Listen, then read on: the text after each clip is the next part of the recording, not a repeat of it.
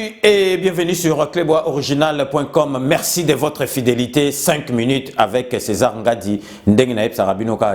Tout le monde est d'accord et il en restera ainsi pendant longtemps.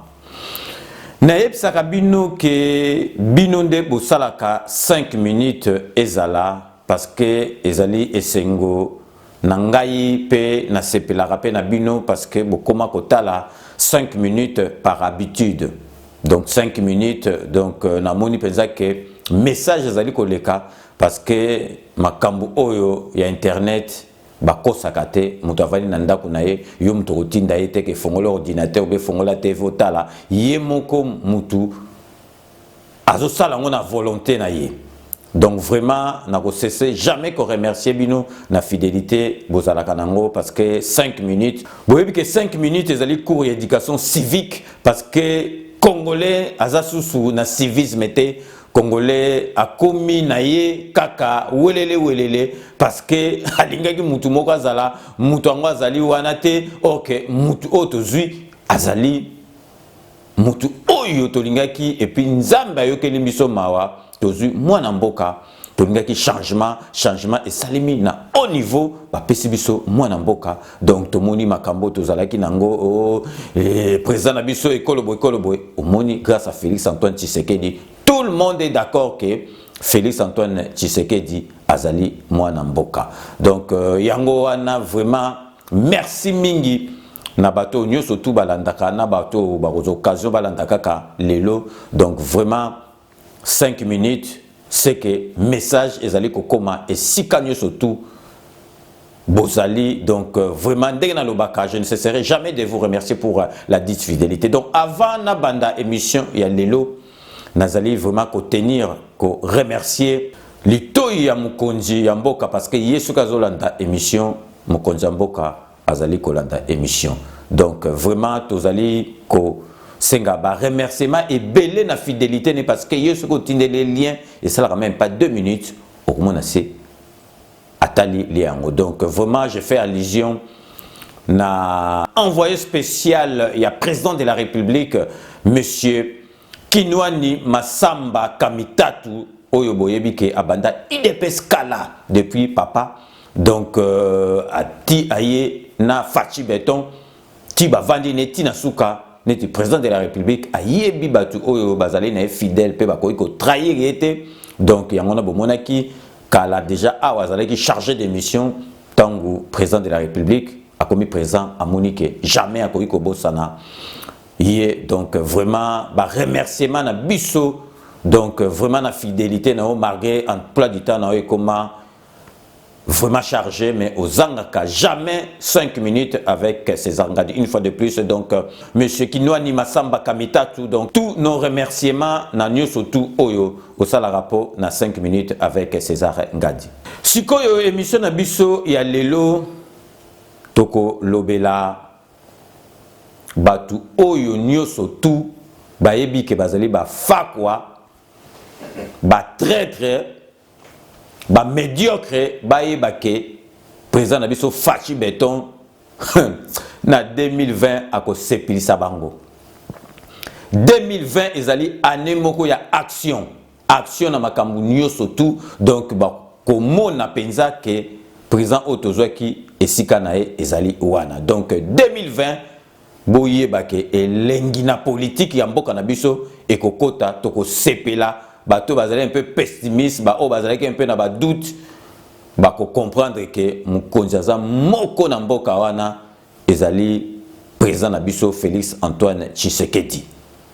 Avant na banda émission na lingi ko sala un peu mise au point moké parce que moninga avant na lobe émission donc équipe mobimba tozala nango na le grand réalisateur il y a le Lochwami Doudou Swami Doudoulé assistant donc to bulaka to yaka na makamuna sentimenté au moins nga jamais soki na salle émission na ya sima po na senga pardon ou bien zalaki boyete non to mona ba misusu ba loba makambo nde kwa présent so misoki Ferrari soki nini o bona boyoka na sima ba o senga pardon parce que vitesse les cas qui ya kopesa information ya mabeka kapo nako bebisa makambo biso to kendaka na sentimenté tokendaka na émotion te donc nga soki na lobi likambo bokoya te ke boyebake na ye susu nsima nalobela bino ke o pardon parce que avant naloba yango tokanisaka yango na équipe technique mobimba oyo natangeli bino donc mise au point mokie ezali parce que ntango tosalaki 5 minutes oyo tolobelaki fakwa oyo muzitu parce que moni muzitu aza wana akoki kolinga jamais justice evanda na mboka na biso parce que ye azali parmi batu oyo bakokangama muzitu azali na liste ya bato bakokangama yango wana muzitu azokosa biso na distraction azotia batrouble parce que ayebi ke ntongo masolo ekovanda akokangama me muzitu yebaka tia na mutu na yo okokangama ozali mutu ozali parmi bafakwa ya mboka na biso okokangama bato balobi ebele oh non bozopesa muzitu tor bokomi kokotela ba Rwandais banini non tolobi te ke boule wana soki ya muzitu soki lelo tobi ke to bare ba Rwandais to bare bango mais sikoyo na moment o muzitu alobi makambo wana ezali moment ya koloba su makambo wana te parce que yazali premier ministre tant penza ba Rwandais bazo sala makambo donc to ezalaki inacceptable ezalaki makambo moko ebandaki ko faire sidérer batu ebandaki ko sala vraiment batu bakomaki stupéfait na makambo ba Rwandais bando sala donc kanamba bando sala eloko te muzitu azali premier ministre le wana fallait tenir discours oyo atenir sikoyo batu musu ba sala légion oh non yo César nga dezoloba mutuno honorable Isaac Lepe alobaki yango bolobaki nini mais non ezali na contexte mon côté honorable Zachary Baba soko na opese mbote mola o na pese mbote donc vraiment tango ya lobaki yango ezalaki tango penza ke biso tout ba congolais to yebaki ke masolo ezoleka entre Kanambe na nani Zachary Baba saza muta ko féliciter asalaki hypocrisie aye devant parlement a lobby oyo batu tout babanda ko loba donc il fallait mutu penza abima liboso ya perchoir wana alobango fallait oser Zachary alobaki yango na mukili mobimbe lobi et puis alobaki yango na misu ya batu nyo surtout alobi yango ne sika oyo penza ke mboka na biso pouvoir ewitaka et puis tango alobaki yango est-ce que batiaki maboko si batiaki bouton bakalaki idole ne ezalaki bien l'air wana tango Zachary Baba so alobaki mais kasi il fallait muzitu pe akene ndenge wana biki non na yokaki député moko alobaki kuna donc ngana na premier ministre to landaka idole wana bonabo to mone kiti ye muzitu azotambola na Kagame te ba tambola côte à côte donc bien il fallait beta abandana bolit na ba côte wana ya Kagame wana mike wana après ton dimie yo siko to koti na kata diplomatie makambo ezoke de bien yo ko lobela batu ba discours moko siko ya guerre ya ndenge ni est-ce que Rwanda na biso nde tozaki liboso na sikoyo eza ndenge moko te et puis il faut bondima FARDC parmi lesquels des politiciens, des hommes d'affaires, des jeunes, des membres de mouvements citoyens, des collaborateurs. Ils ont également fait des révélations sur les sources de financement locales et externes, mais aussi sur la localisation des auteurs, co-auteurs et complices basés à Beni, à Butembo, à Lubero, à Kinshasa et même à l'extérieur de notre pays. Je vous informe que l'abbé Machozi, qui a été enlevé et tué, ils l'ont dit, c'est eux qui l'ont tué. Ils sont là.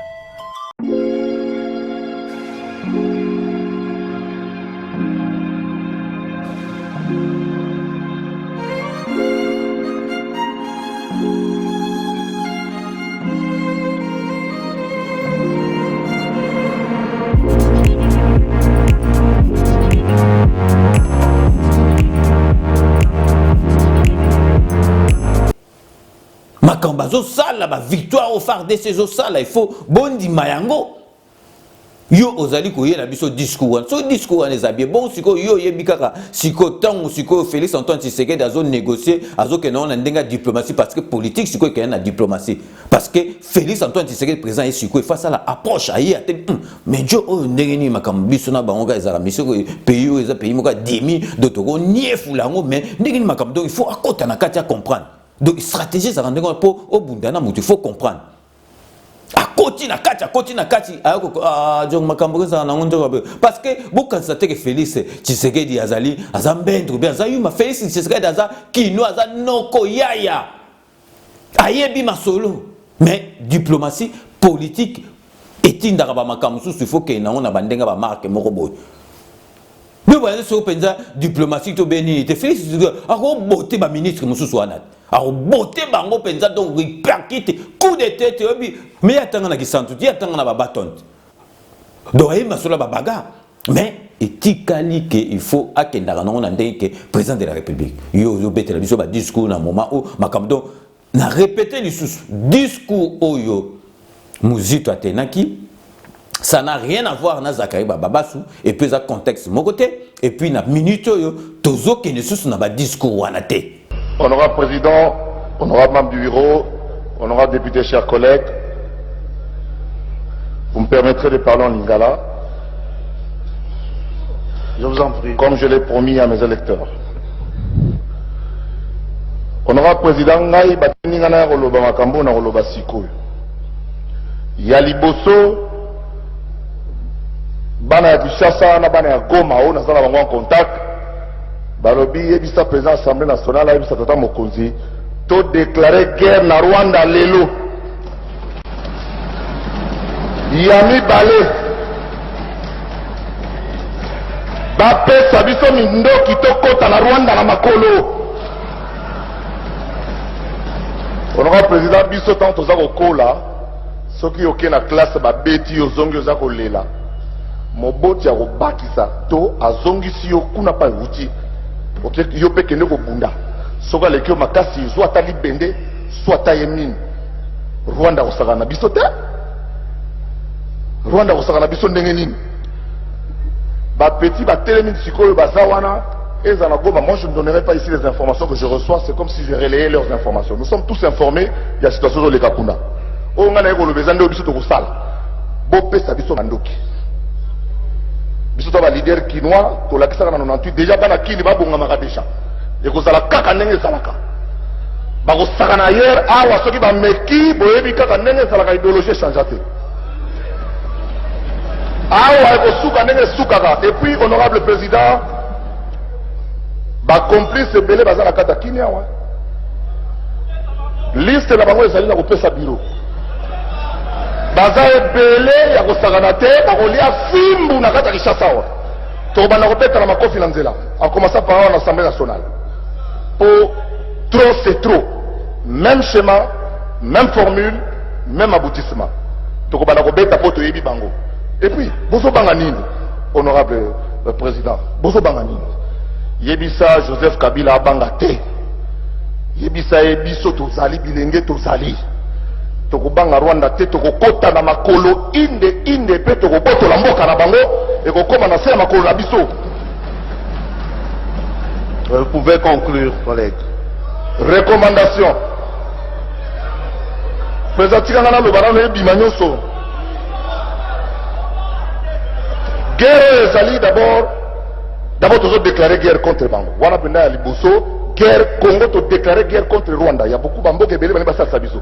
C'est vrai, tu as na mindo qui te mais babibali yansomi bazali, oyo soka zuyi kaka na loboko kaka, na éviter ceux qui te regroupent dans la presse ndengeni. Guerre ezali pe médiatique. Il faut to bongama. Ngayo naza koloba mwa nasala 5 ans na Union européenne, banaza na bandeko bazoli ngabaye babaya. Bango basi babengi batie correspondant na bango na Goma.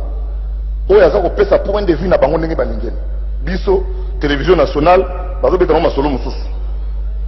Il faut sikoyo to mobiliser ngana za spécialiste en stratégie de communication ya makila ndenge ni tokosala pe campagne médiatique contre bato wana sur le plan international na sur le plan national pour mobiliser bato na biso. Chaîne nationale il faut etika bachaine ezosala sikoyo babenga batata mo baye balemba la télévision alors que bambinga baza libanda mpona kolekisa message oya kotela na méchant tout ça la méchant. Et puis sur le plan militaire petit baza d'accord to kotela bango na makolo cessez le fait za lisusu te pour ça petit ba poussali cessez le fait ba poussana cessez le fait jeudi petit ba beti bango vendredi cessez le fait samedi ba côté sur la 5h du matin nani wa utinda cessez le fait Et puis les là bas MONUSCO va tomber là, bas sur l'hélicoptère là bango, et ça va tomber sur le oh soyez loin, on vous sécurise, pas que d'abord on a Bukavu, commandement militaire comme la Bukavu. De quel droit? MONUSCO va avoir touriste, va avoir complice. Donc les bisous moko ba kende, ba 18 000, ba yeko tambola rolia ba conclusion. Nagosili ça pour la rolobake, bobangate. La peur c'est l'ennemi du développement. Pourquoi avez-vous peur, chers collègues? Pourquoi avez-vous peur? C'est notre pays, c'est le pays de nos ancêtres. C'est ici que sont nos racines. C'est ici que nous partirons et que nous devons laisser ce pays entier à nos enfants. Que tous les complices qui m'entendent, je parle en tant qu'un leader guinois et je m'assume, comme en 2004, on va entrer au Rwanda et à pied dès demain. Parce qu'il faut ça la paix dans le pays limitrophe nabiso. Base à la calme parce que côté est wana boyebi ba minerai ba bilo que ça la belé ba te belé ba profiter et ça la kara ndengwana pour masolé que de bienté. Donc il y a une mise au point nangai ko ça la concernant muzitu donc bon mélanger ma kamboté na moment oyo donc ezali ba discours wana te muzitu comme bêta politique ayebi on ta comme bêta politique donc ce qui y a moyen âge ce qui il y a l'âge de la pierre taillée ou bien de la ou bien l'âge de la pierre polie to éviter mais na minute tozoke na masolo oyo et puis ezokende bien. Donc mutako ocha douté ndengi makambo e bando leka kuna na siko eza ndeng no côté. Donc avant si ko auto développer sujet à l'élo parce que sujet à l'élo na epsaki bino ezali pona ba fa quoi. Donc o nyo surtout ayebi aza fa quoi très très médiocre 2020 boye baké beaucoup liama penza pour vous comprendre que présent autozu aza ya aza no kwa za mwana kini bo constater kaza yuma donc il fallait que même bino ndengwana mais 2020 ma solo comme elengi. Donc avant tout côté na ma solo donc vraiment toujours marqué vraiment une courte pause donc boyebi kaka mikolo traiteur munen nazali na Belgique na kombo ya Romain Ilunga donc vraiment yé mutu nazali ko recommander bino et puis bato basi ba sali appel na ye ba beninga ba lobi donc ils a défoité donc vraiment bolanda bande annonce ya Romain Ilunga traiteur munen nakati ya Belgique.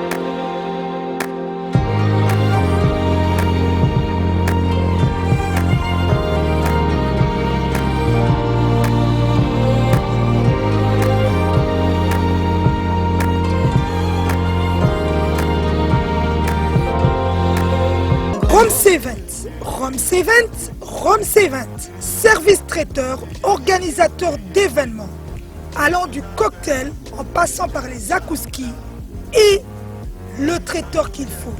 Vous avez toutes les spécialités, africaines, européennes, asiatiques, du monde entier. Quel goût, quelle perfection, quelle propreté. La dégustation est au rendez-vous grâce à Rome C20. Vous savez les contacter au 0032 465 22 11 72. Rome C20, le meilleur dans son domaine.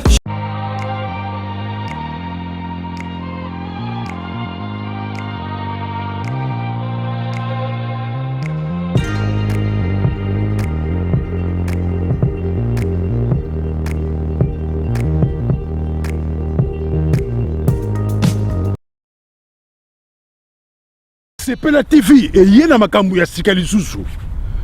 O ba chaîne ya France eza na kati. Ba chaîne ya Congo eza na kati. Ba chaîne ya Londres eza na kati. olingo na makambo ya politique ya sika o parti AA eza na kati o parti BB o CFAIO eza na kati ya Sepela TV bouquet comme ya muke boye o tina poche voyager nango keno partout lingi na bouquet na Sepela TV même ma biso nyongo mais ma biso wana 4K machine madaka daka Sepela TV. Bienvenue dans le monde de Sepela TV. Sepela TV est le décodeur qui vous permet de suivre les chaînes du Congo en direct de la diaspora. Donc, Boïti Kolanda, Binomoko, Romain Lunga, traité au Mounene, Naebisi Bino, donc, Azali, vraiment, la mobilité géographique. Donc, Azana problème, il y a déplacement, contenu surtout aux dans le monde entier, à Roya, Azali, une équipe partout. Donc, vraiment, dès que Naebisi Bino, Bozoa risque était.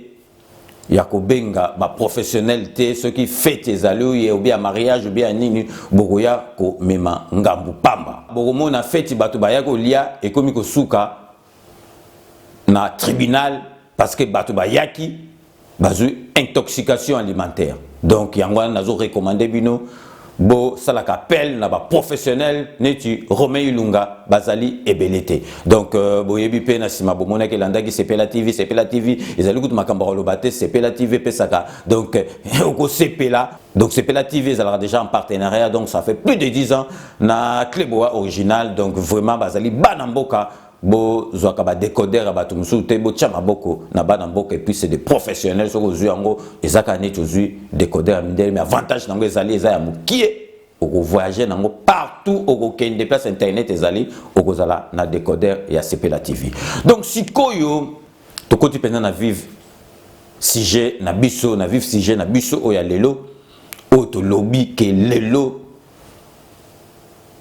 batu nyoso tout oyo bayiba mbongo oyo baza na maboko ya milai oyo bayiba na lera kanambe bako kanga bango na 2020 donc boyo landaki toko tchela bino nestrebo landa président de la République pour bato musu bazo kansa président de la République wazo kipete ba musu bazo oser même ba mauvaise langue koloba ba mbongo wana président de la République azana cop na 4 mais vous êtes malade ou quoi? Donc, ce qui est président de la République, donc, à Otinda, justice, c'est ça la moussa. Et puis, président de la République, moi, papa Tshisekedi, donc, ma solo, wana kutu, na ma solo, ya oyo, et que salamaka, jamais. Donc, Nazali Kolak-Sabino Boye, qui est président de la République, a ouiti, kopé sa mitindo, na ba juge, ba fongola, dossier mounene, oyo, y a faire, y a Chekamine, y a 200 millions de dollars. Donc ba même mayango tina suka tiba ko kanga ba ngwali mawana donc ba ko kanga ba fakwa wana donc président de la République alobi ba juge ba sala musala na bango muto ko inquiéter bango zate à part wana na ba commission oyo ba saut de mouton oyo ba marché yaki soki ndenge nini et salineti blanchissement ya mbongo donc ba tout wana juge a fongola dossier donc na 2020 il faut ba kanga donc na tikibino boyoka ndenge mo président de la République communiqué officiel batangaki na porte-parole et à président de la République ndenga a expliqué makambona pour batuba monake avec Félix Antoine Tshisekedi Congo na biso ezali ko changer Congo na biso batama boke milai bakozala lisusuté au sakani bakangi yo. Et puis cette communication du porte-parole du chef de l'État qui a intervenu sur nos antennes, plusieurs questions qui défraient l'actualité ont fait l'objet de cette communication, notamment les questions de présumé détournement au sein de la GECAMINE pour la construction des sauts des moutons. Suivez. Son Excellence, Monsieur le Président de la République, suit avec une attention particulière les dénonciations faites à la justice au sujet d'une probable opération de blanchiment de capitaux à travers un contrat de prêt qui serait conclu entre la GECAMINE et une société offshore sous sanctions américaines, près d'un montant de 200 millions d'euros, le tout sans préjudice d'autres infractions connexes. Le chef de l'État suit également avec intérêt les différents types de contrats de partenariat conclus plus ou moins à la même période des faits et dont le paiement de certains serait supposé contribuer à faciliter la consommation de la dite opération de blanchiment de capitaux.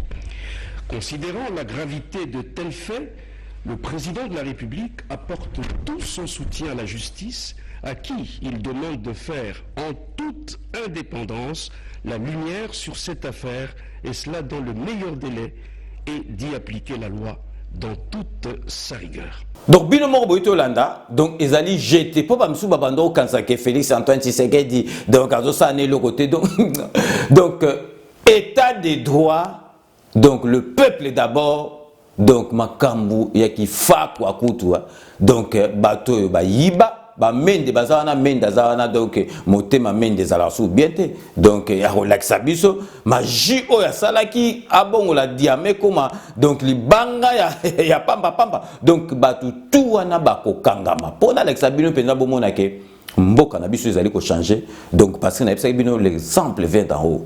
Donc mutali kolo soka zo yibate mutase akosala nyamu te nazali ko relaxa bino ministre o ya sika ya santé awiti ko kangisa.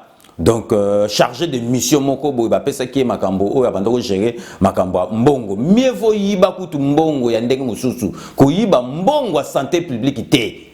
Donc mbongo tu muyibe za mabe mais soko yibi susu mbongo ezali destiné pour et salisa batu ya malade yibi yango donc ozali doublement sanctionné bolanda bino moko ministre ya santé. Donc bino moko bolanda donc chargé de mission oyo akanisaki azo vivre kana période à Kanambe azo bateke présent siko comme naye Fachi Béton. Donc bino moko bolanda ndengi ba ngwati fa kwa oyo donc boye ba ke bato basala na ba ministère makambo changer. Donc 2020 elengi ezali kokota ba miyibi ba médiocre batu tout oyo penza utilité na bango na mboka na biso ezali te bakozala déboulonné. Bolanda ministre ya santé makambo asali pona ko suspendre collaborateur na emoko asalaka nakati ya ministère.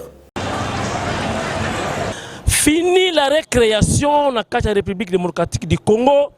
Bato babini mingi, bato basakani mingi. Mokonzi ya mboka Fachi Béton azali décisif na makambo etali bongo kozongisa ordre na Congo tope état de droit. Boni ministre ya Saoud Engambe Mobali, docteur Eteni Longondo, ministre ya santé, ache bongo mokoloto na mikanda po ya suspension Yandeko Alain Mboko Iyeti oyo azali bongo directeur d'études et planification na makambo etali santé publique na yango. Pourquoi Ndeko Alain Mboko Iyeti azali suspendu en attendant justice et sala musala na yango? Ba sali banquette ba moni ete $400,000 américains eza komona na te oyo ekende ki po esala misala ya leta pona bokolongono banzoto ya bayimboka. Mokonzi ya mboka Fachi Béton ya lobaki bongo le peuple d'abord. Mokolo mbongo ale mbongo na ye wana ezala problème te. Mais mbongo ya leta baliaka te esala musala oyo ezali destiné. Na yango na mai ndombe ezali ya koinda $400,000 et disparaître. Pona nini? Poyete bato bazali na makanisi ya kobina kaka mabina o ya kala. Et pourtant mokonzi a changé, et pourtant système peut changer, et pourtant mboka pe il faut changer. $400,000 ezalaki destiné pour esala misala ya bayimboka mingi pona bokolongono banzoto ezali priorité ya Fachi Béton mokonzi ya mboka, priorité ya mokonzi ya Saoud docteur Eteni Longondo mwana ya Ekanga. La population congolaise comptait sur votre gouvernement, comptait sur les promesses du président de la République par rapport à la couverture santé universelle. Nous sommes là et nous allons y arriver. Merci beaucoup. Na hôpital général ya Inongo mbongo wana il fallait sala misala kosomba bakisi kobongisa bambetu kobongisa lotiliki pe kopesa pe mwa eloko na baye basalaka na hôpital général ya Inongo. Soki tolongwe kuna mbongo wana ezalaki pe destiné po sala misala na centre Mombilanga kuna pe ezalaki po ebongisa ba équipement ba bongisa pe zongo inene ya ba malade na batu basalaka kuna. Tolongwe kuna fallait que ne pe na zone de santé ya la police ba pulusu ba bazali ko sala sécurité ko kengela ba imboka na biloko na bango. Mais boni 400 000 $ ezali komwana te ekei na bapoche to ekei wapi na yango directeur ya étude et planification bavandisi na kiti moke pembeni balobi papa zela tosala nano banquete bazuzi bazwi dossier baye banini elekaki kuna tolongwe na makambo etali bahopito wana mbongo wana ezalaki pepo esomba morgue ya sika mpona bayimboka moto oyo awei azwa pe sika ya kopema mpo basala bobseke digne de son nom. Ambulance to pe motuka po emema pe ba malade po na ko transférer ba malade na ba centre oyo to pe na centre mosusu botala mbongo wana misala elingaki esala a part ambulance mosolo wana elingaki pe esomba corbillard wana boyebi tina na yango komema baye batiki biso baye bawei na lokumu nyonso parce que papa Fachi Beton azali mokonzi azali kopesa pe lokumu na baye batiki biso to pe bawei ndenge biso ba africain to pesa respect na bawei Fachi Beton na ministre ya santé ministre ya bokolongo bwa nzoto mokonzi wa Saoudi yepe azana même idéologie na mokonzi wa mboka moto soki awe bamema na malita na bokebi nyonso na baoner nyonso na lokumu nyonso soko ya na fanfare etaliyo soko ya na mbunda etaliyo soko ya na musique etaliyo il suffit que l'état sali oyo aye devoir ya komema malade na ambulance ya komema mowei na corbillard et puis co-réhabiliter quelques travaux, quelques centres na mai ndombe. Ba sali banquette, ba moni ke responsable et koki kozala Monsieur Alain Mboko Iyeti et na yango mokonzi wa Saoudi alobi oyo dali libanda ya idéologie ya Fachi Beton, le peuple d'abord.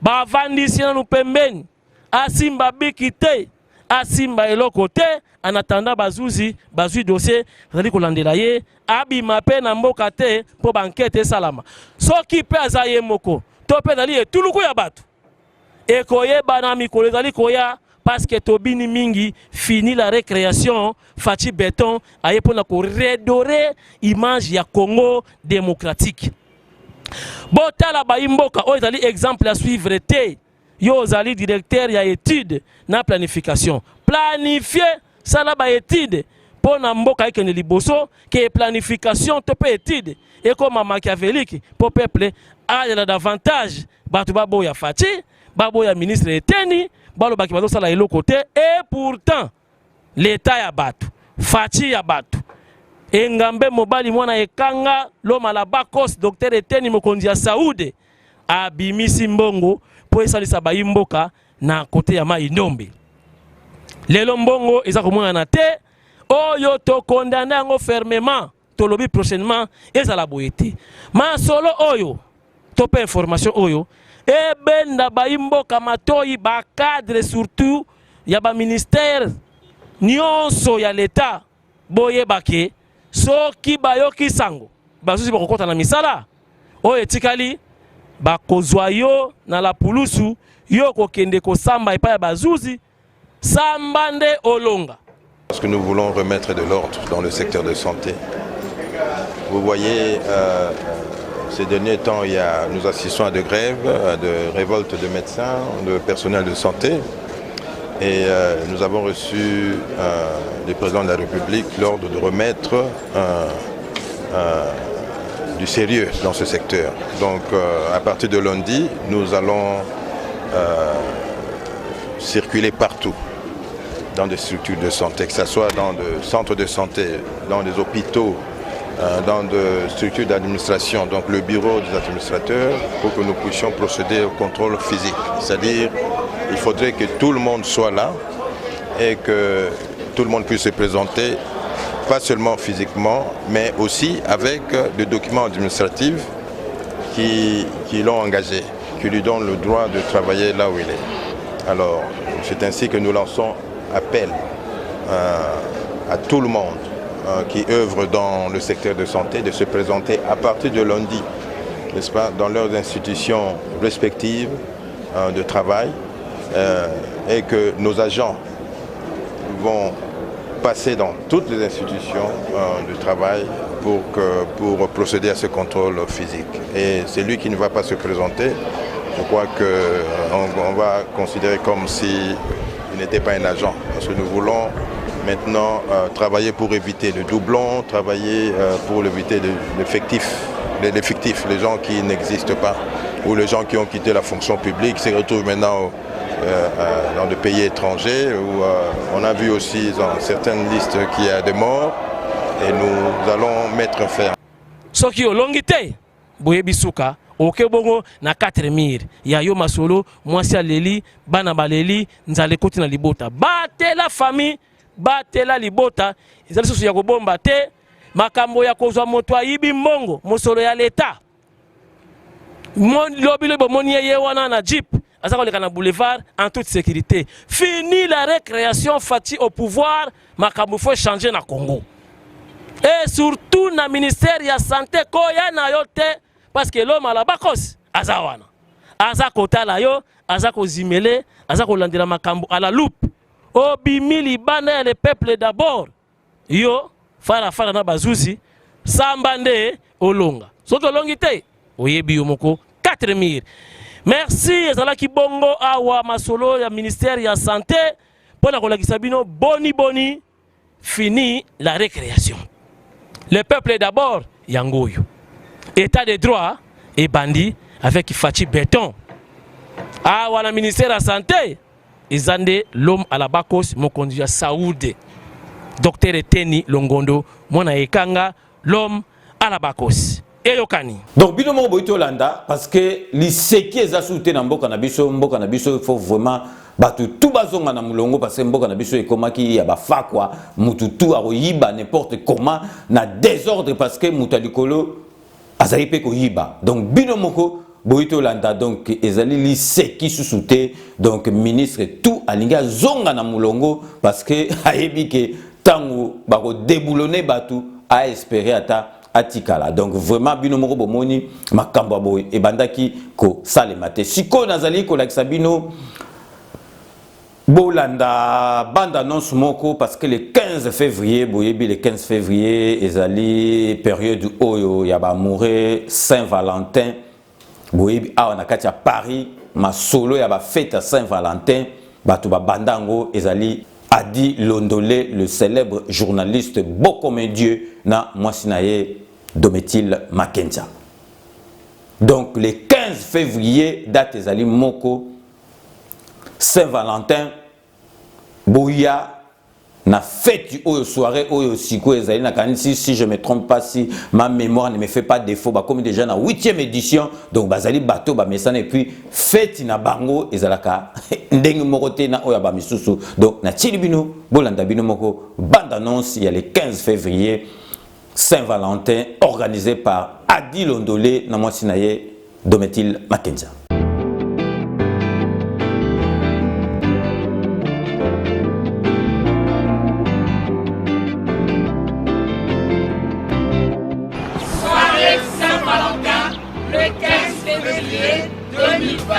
La soirée Saint-Valentin de Adi Londolé et de Domitil Makenja, Kafu vous invite le 15 février 2020 à l'adresse ci-après, 14 rue de la Pointe, 93 130, dans l'espace Noisy-le-Sec.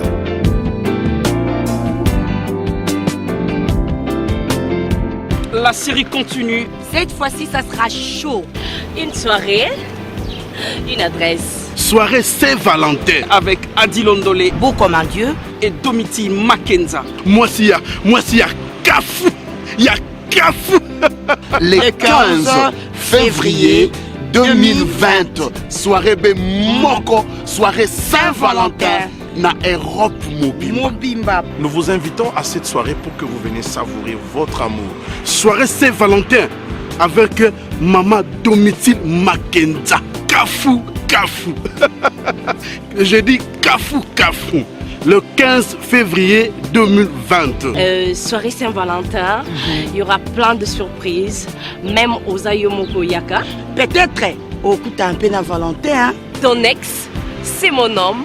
Sa femme, c'est moi. Waouh! Il y aura de chocolat, et de fleurs, nous serons là, les amoureux. Des déclarations d'amour. De poésie, paroles d'amour. Je t'aime. Paris Ezayako Ningana.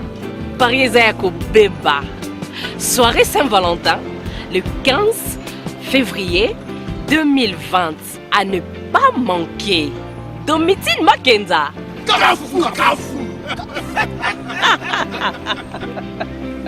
Le 15 février 2020, de 20h à l'aube, à l'espace Noisy-le-Sec, 14 rue de la Pointe, 93 à 30. En France, à Paris. Dress code, le rose et le blanc. Moi, je serai là. Avec... Elle est où? Elle est où? Mon amour, mon cœur, mon chou. Ton ex, c'est mon homme. Son homme, c'est moi. C'est-à-dire, on se voit, on reste ensemble, on vit l'amour ensemble, on regarde l'amour, on marche avec l'amour, on boit avec l'amour, on mange avec l'amour, on fait tout avec l'amour. Mais attends, Dingui, c'est quoi ton idée? Parce que je te comprends plus là. C'est depuis le 14. Tu ne fais que me demander de porter la robe rose. Et en plus, aujourd'hui c'est le 15. Tu me le demandes encore, je le porte et tu m'amènes ici. Pour faire quoi? Je t'explique, tu comprenais pas. C'était une surprise. Surprise? Oui, nous avons une invitation spéciale. Aujourd'hui, je vais t'amener quelque part. Je vais t'amener à l'espace Noisy-le-Sec. 14 rue de la Pointe, voilà. Attends. Tu es arrivé? Donne-moi quelques minutes le temps d'expliquer à madame, d'accord? Ok. Je disais que je t'amène à l'espace Noisy-le-Sec. 14 rue de la Pointe. Soirée Saint-Valentin de Domitille Makenja et Adi Londolé, beau comme un dieu. Cafou, cafou. Oui. Tu vois, l'année passée, tu étais avec moi et cette année, on ira encore ensemble. Obligé. Tu vois, je suis en train d'inviter tout le monde. Vous avez vu ma façon de parler au téléphone, c'est-à-dire que j'ai invité tout le monde. Il ne s'agit pas seulement de ma femme, mais il s'agit de tout le monde. Invitation spéciale. Je vous invite à l'espace Noisy-le-Sec, 14 rue de la Pointe. Soirée Saint-Valentin de Domitille Makenja. J'ai pas dit Mankenza, j'ai dit Mankenja. Et Adi Londolé avec le fil de K. Cafou, cafou. Et dress code c'est rose, blanc. Vous êtes invités. Voilà. Boutoube moko pona biso bata bolingo. Espace Noisy-le-Sec. La soirée Saint-Valentin de Adi Londolé et de Domitille Makenja, Kafou Kafou, vous invite le 15 février 2020 à l'adresse ci-après, 14 rue de la Pointe, 93 130, dans l'espace Noisy-le-Sec. Je t'aime, chérie. Chérie, je t'aime. Ton ex est ma femme. Son homme, c'est moi. Soirée Saint-Valentin, ce 15 février 2020. Un rendez-vous à ne pas manquer. Dress code rose et blanc. Ça sera Kafou Kafou, ça sera chaud. Ça aura été Mitalio, hein, parce que nous, on y va déjà. Allez chérie, on y let's va, go. Kafou Kafou.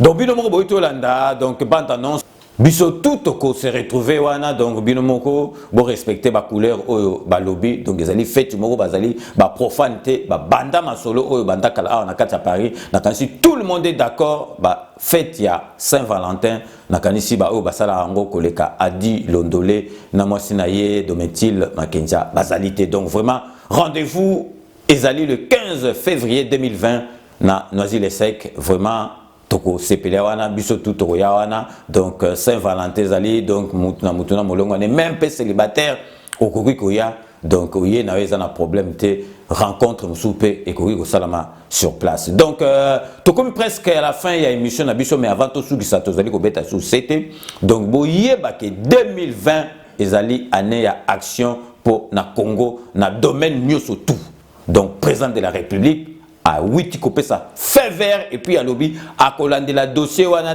tina suka alingi makamba buzo basusute donc alingi teke donc 5 ans na ezala donc na ba tâche moko ya ba fakwa ya batu moko boye donc arotika na batu oyo ba osala musala malamu oyo bazana ba tâche te donc parce que le peuple d'abord donc vraiment état des droits donc il faut penza Congo ezala Congo ya ndenge mususu ezala Congo ya kalate ya ba miyibite ya ngona boyebi ke président de la République a pesaki mitindo na ba juge ba fongola dossier il y a 200 millions oyo ya dossier oyo ya Jekamine pe ba commission oyo lekaki na ba attribution ya ba marché na masolo ya saut des moutons parce que et salamaki na ndenge ya désordre donc vraiment 2020 tokozala ya kosepela donc tokomi sikoyo nasuka ya émission na biso ndenge na yebisaka bino kaka que je vous laisse le soin d'en tirer vos conclusions et de me faire parvenir vos commentaires comme d'ailleurs vous en avez l'habitude de faire. Donc je reste toujours friand de vos commentaires, de vos suggestions,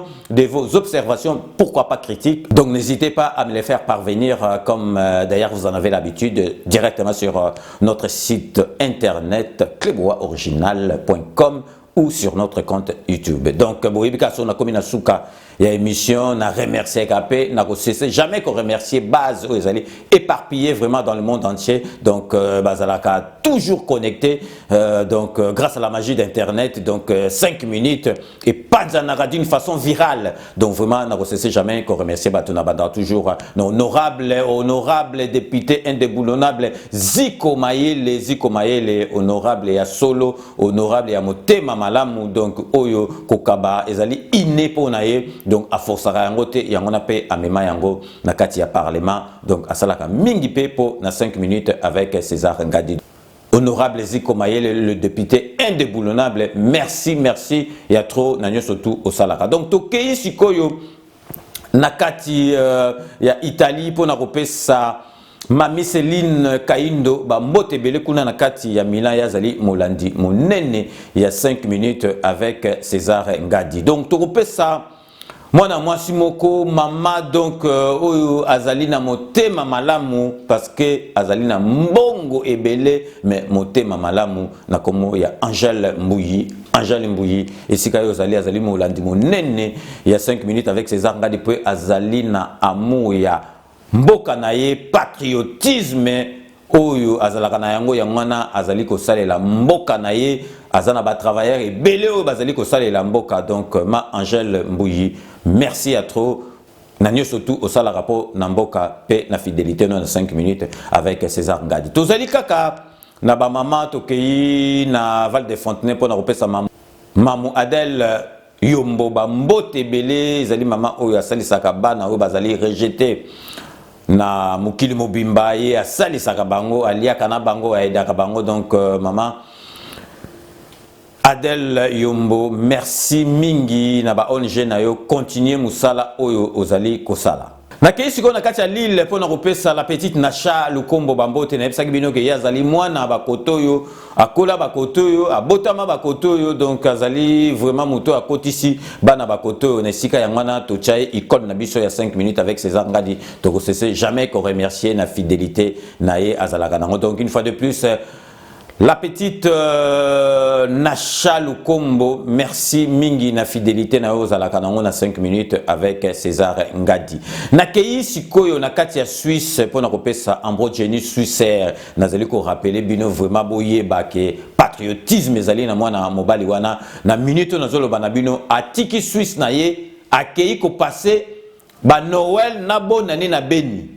Donc ils ont jeté donc na kazi bato bazana ba réseaux sociaux ba monier pour bato mususu on a musika zole donc il y a tiki Suisse boyika Suisse ndenge za kelenge na propre atiki Suisse azu avion akeko fêter na Beni donc vraiment yango na tenaki vraiment na loba yango donc Ambrogeni Suisser donc merci à trop et puis vraiment olakisi biso ke ozali patriote munene na kanisi tout le monde est d'accord parce que actuana et salama vraiment et belete na mukilo Nakei siko na kati ya Canada pour na kopesa Rodrigue Njolo bobi Rodrigue Njolo azalaki na kota ba Brésil bobi période moko ke bandeko na biso ba dindaki na mai mutatini lenga ba image wene zali Rodrigue Njolo siko azali na kati ya Canada na famille na ye donc alembakate ko zala na sima ya 5 minutes donc Rodrigue Njolo ba mbote belé et puis merci na famille donc au passé ba fête malamu donc merci à trop pour na fidélité no nakei siko yo na kati ya Paris awa donc azali administrateur munene we azo gérer makambo ya fachi béton na kati ya internet donc